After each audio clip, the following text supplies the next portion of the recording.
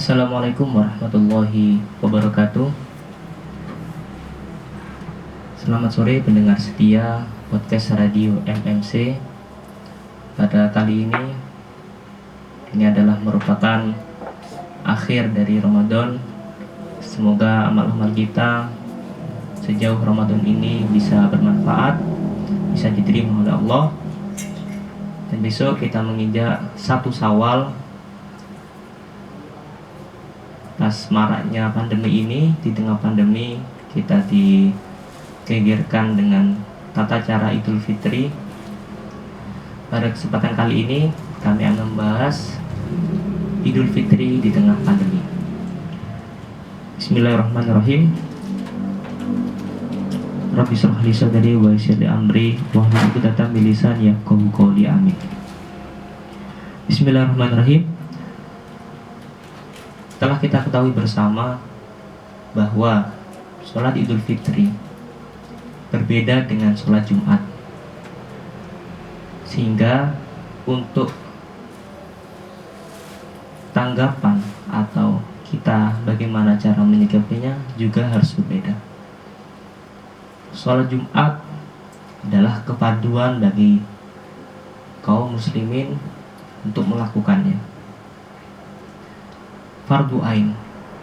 Berbeda lagi dengan sholat Idul Fitri, yang mana sholat Idul Fitri hanya sebatas sunnah, ataupun ada yang mengatakan Abu Sa'id itu mengatakan fardu kifayah, hanya sebatas fardu kifayah. Sehingga dari itu menyimpulkan bahwa ketika sunnah menurut ilmu usul fikih jawazut tarki, yaitu diperbolehkan untuk meninggalkan, dengan konsekuensi ketika meninggalkan maka tidak mendapatkan pahala.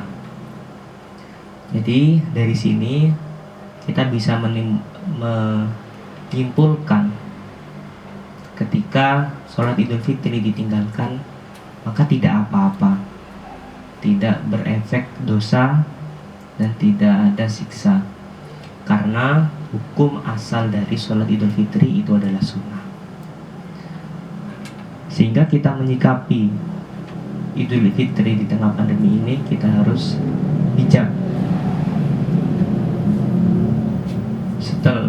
Setelah kita 1 bulan berpuasa, kita butuh yang namanya refreshing. Dan salah satu bentuk refresh umat Islam setelah berpuasa adalah hari raya. Sehingga menurut beberapa pihak, sholat Idul Fitri di tengah pandemi ini harus tetap diadakan, tanpa memandang di zona merah, zona kuning maupun zona aman, semuanya harus mengumandangkan.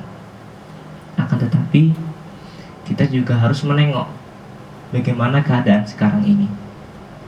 Sudah berapa ribu yang positif terkena COVID-19, dan juga ada beberapa potensi yang akan menyebabkan banyak yang tertular.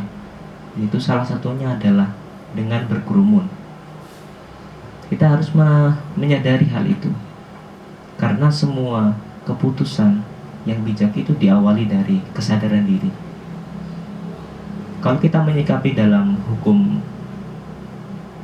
Islam, itu mengatakan sholat Idul Fitri itu hanya hukumnya sunnah, sehingga para ulama memberikan solusi kepada kita ketika tidak dimungkinkan untuk berjamaah di tanah lapang maupun di tanah masjid. Kita disunahkan untuk berjamaah sendiri di rumah. Terus bagaimana tata cara khutbahnya, gimana dan sebagainya. Khutbah itu sama halnya dengan sholat Idul Fitri, yaitu sama-sama sunnahnya. Jadi ketika sholat berjamaah, setidaknya ada 1 kepala keluarga yang khutbah. Khutbah, bagaimana tata cara khutbahnya? Ya khutbah seperti biasanya, tidak ada bedanya, sama saja. Sehingga itu bisa menjadi solusi bagi kaum muslimin yang berada di zona merah, yang tidak dimungkinkan untuk melakukan sholat Idul Fitri di tanah lapang. Akan tetapi bagaimana menyikapi kaum muslimin yang berada di zona aman untuk melakukan sholat Idul Fitri tidak masalah, monggo silakan. Akan tetapi itu tadi, kesadaran diri, perhatian masyarakat, itulah yang dibutuhkan. Ketika masyarakat di zona aman melakukan sholat Idul Fitri, masyarakat yang berada di zona merah harus menyadari keadaannya. Jangan sampai iri terhadap masyarakat yang berada di zona aman yang melakukan sholat Idul Fitri. Dalam menyikapi ini kita butuh sifat kedewasaan, itu saja. Harus bisa mengerti keadaan dan bisa menyikapinya, sehingga tidak ada kesan bahwa Islam itu adalah memaksa. Karena kesan memaksa itu bisa muncul, penyebabnya adalah orang yang kurang memahami syariat Islam itu tersendiri. Jadi itu dari kami, semoga bisa bermanfaat bagi pendengar semua. Apabila ditemukan kesalahan, kami mohon maaf. Kami pamit undur diri. Wallahul muwaffiq ila aqwamit thoriq. Wassalamualaikum warahmatullahi wabarakatuh.